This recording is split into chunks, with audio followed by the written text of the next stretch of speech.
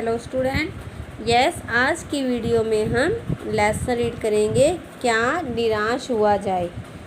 यह निबंध आचार्य हजारी प्रसाद द्विवेदी द्वारा लिखा गया।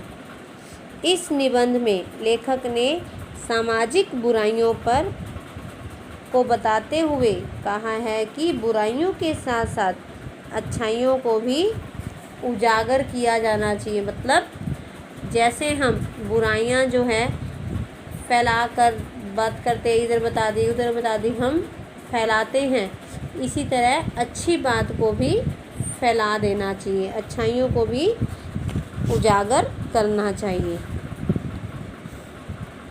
समाचार पत्रों में ठगी, डकैती, चोरी, तस्करी और भ्रष्टाचार के समाचार भरे रहते हैं। लगता है देश में कोई ईमानदार आदमी ही नहीं रह गए हैं। हर व्यक्ति को संदेह की, शक की दृष्टि से देखा जा रहा है कि वह सही है या नहीं है। आगे लेखक कहते हैं कि एक बहुत बड़े आदमी ने मुझसे एक बार कहा था कि इस समय सुखी वही है जो कुछ नहीं करता, जो कुछ भी करेगा उसमें लोग दोष जो है निकालने लगते हैं और उसके सारे गुणों को भुला दिया जाता है और दोषों को बढ़ा चढ़ाकर दिखाया जाने लगेगा। आगे लेखक कहता है कि दोष किन में नहीं होता। ईमानदारी को मूर्खता समझी जाती है और सच्चाई केवल भीरू और बेबस लोगों के हिस्से पड़ी रहती है। ऐसी स्थिति में जीवन के महान मूल्यों के बारे में लोगों की आस्था होता है विश्वास ही हिलने लगा है। लोभ, मोह, काम, क्रोध आदि विचारों को भारतवर्ष ने कभी भी उचित नहीं माना है, परंतु जिन लोगों को इन कार्य में लगना है उनका मन सब समय पवित्र नहीं होता। प्राय वे ही लक्ष्य को भूल जाते हैं और अपनी ही सुख सुविधा की ओर ज़्यादा ध्यान देने लगते हैं।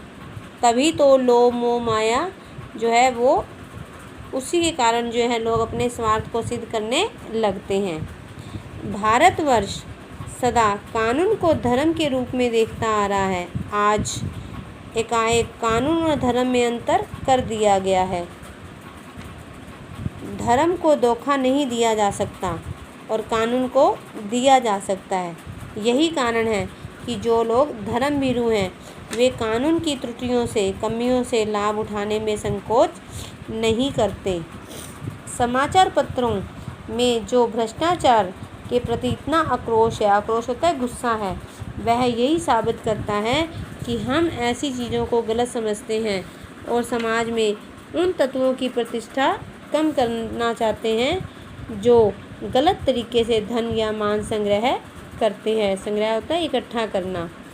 दोषों का पर्दाफाश करना बुरी बात नहीं है, लेकिन उसमें बुराई में रस लेना भी बुरी बात है। अच्छाई में उतना ही रस लेकर उजागर न करना और भी बुरी बात है। आगे जो है लेखक कहता है कि दुनिया से सच्चाई और ईमानदारी लुप्त होता है, गायब हो गई है। फिर भी वो अपने अनुभवों के आधार पर कुछ घटनाएं बताता है। ये देखो यहाँ पर ये घटना दी हुई है, एक नीचे दी हुई है।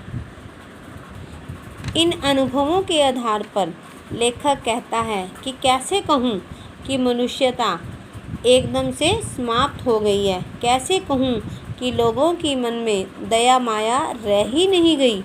जीवन में जाने कितनी ऐसी घटनाएं हुई हैं जिन्हें मैं भूल नहीं सकता।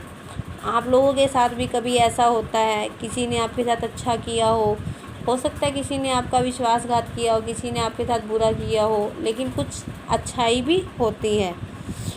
आगे लेखक कहता है कि ठगा भी गया हूँ, धोखा भी खाया है, परंतु बहुत कम स्थानों पर विश्वासघात नाम की चीज़ मिलती है। परंतु ऐसी घटनाएं भी बहुत कम नहीं हैं जब लोगों ने अकारण सहायता की है, मतलब बिना किसी स्वार्थ के, बिना किसी कारण के। निराश मन को ढाढ़स दिया है और हिम्मत बढ़ाई है। आगे कहता है लेखक कि मनुष्य की बनाई विधियाँ गलत नतीजे तक पहुँच रही हैं तो इन्हें बदलना होगा। महान भारतवर्ष को पाने की संभावना बनी हुई है और बनी रहेगी। आगे लिखा जाता है कि मेरे मन, तुझे निराश होने की ज़रूरत नहीं है। आज भी दुनिया में ईमानदारी और अच्छाई जीवित है, उसी के ऊपर ही संसार जो है खड़ा हुआ है।